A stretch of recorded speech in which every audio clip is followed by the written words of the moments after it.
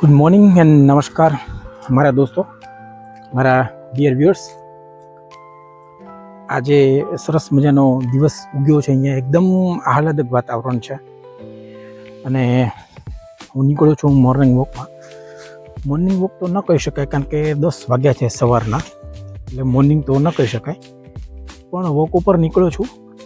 ટોરન્ટોનો સ્કારબોરો area છે. અહીંયા આપણે આજે થોડું ચાલીને જાતે કે કેવી અહીંયા મોજ છે, મજા આવે છે.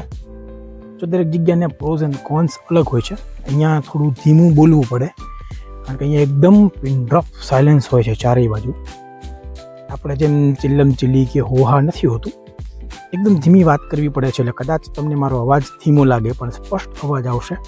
થોડું એ દરગુજર કરશો કારણ કે વિસ્તાર પ્રમાણે આપણે એમાં કામ કરવું પડે, એનો આપણી પાસે કોઈ ઉપાય નથી.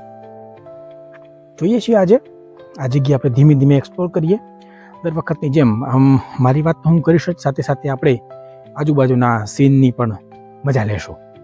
તો આજના વિડીયોમાં છેક સુધી જોડે રહેજો વિધાઉટ ફેલ.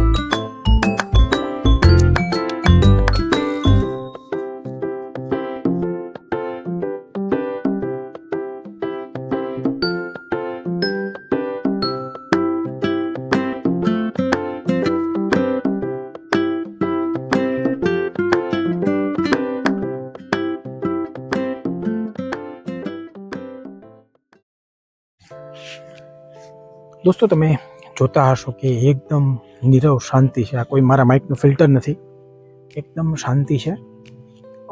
ઇમરજન્સી વ્હીકલ્સ સિવાય કોઈ અવાજો આવતા નથી અને માત્ર પક્ષીઓના ખિલખિલાટના અવાજો આવે છે.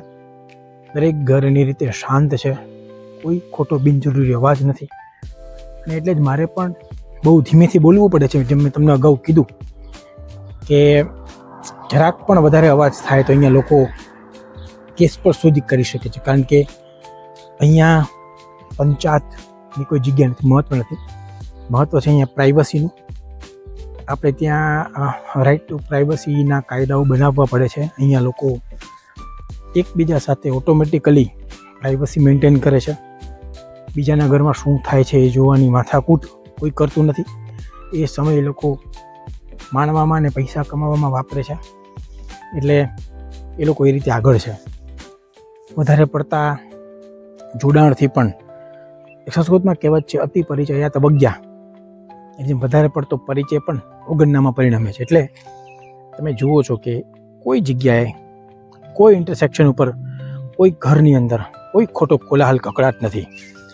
આ બહારના દેશોની એક વાસ્તવિકતા છે જે બહુ મહત્ત્વની છે. આપણા દેશની અંદર પણ એ વસ્તુ લાગુ પડવી બહુ જરૂરી છે. આગળ ચાલે એક સરસ મજાની બીજી વસ્તુ તમને બતાવું. હવે હું તમને એક નવી વસ્તુ બતાવું.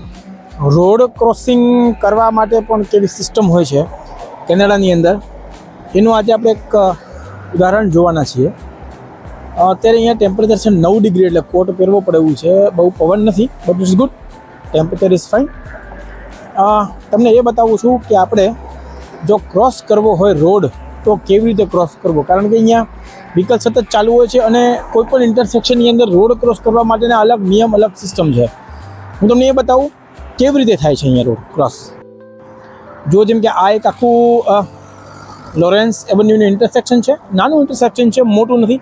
જેને આપણે ચોકડી કહીએ છીએ ને, એ ચોકડી છે, એને અહીંયા ઇન્ટરસેક્શન તરીકે ઓળખવામાં આવે છે. જ્યાં તમે સામે જોઈ શકશો કે પેડેસ્ટ્રિયન માટે જે હાથ છે એ સ્ટોપ થયેલો છે. You can not move further till the signal is on. હવે તમારે માનો કે આગળ જવું છે તો દરેક ઇન્ટરસેક્શન ઉપર, પોલ ઉપર આવા પ્રેસ કરવાના બટન્સ હોય છે. You have to press that button અને તમારે રાહ જોવાની કે ક્યાં સુધી તમારી લાઇટ છે એ વોક માટે વ્હાઇટ ચાલતો માણસ એવું એનું સિમ્બોલ આવશે.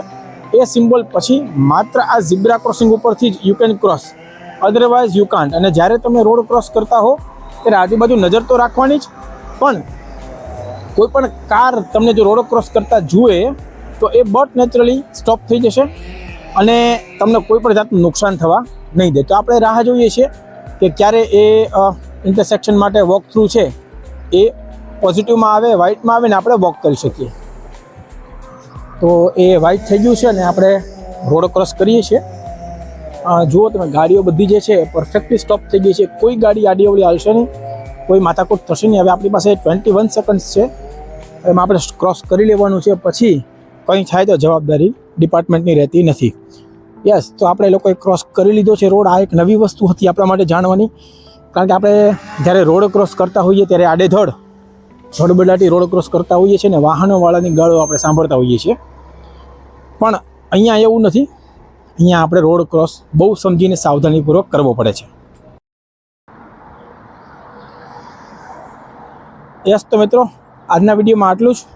નેક્સ્ટ વિડીયોમાં આપણે ફરીથી મળીશું કેનેડાને નવા એસ્પેક્ટ સાથે, નવી વસ્તુ જોવા સાથે અને કોઈ નવી જાણકારી સાથે આપણે મળીશું ફરીથી. ત્યાં સુધી મને રજા આપશો. નેક્સ્ટ વિડીયોમાં જોડાઈ રહેજો. આગલા વિડીયો ના જોયા હોય તો એન્ડ સ્ક્રીન ઉપર પણ આવશે અને કાર્ડમાં પણ આવશે. ચોક્કસથી વિડીયો આપણે જોશું અને છેક સુધી જોડાઈ રહેજો. આ સિરીઝ હજી ઘણું બધું બતાવશે તમને, ઘણી બધી મજા આવશે. આપણે કેનેડાના ઘણા બધા વિસ્તારો પણ ફરવાના છે. તો ત્યાં સુધી સૌને નમસ્કાર.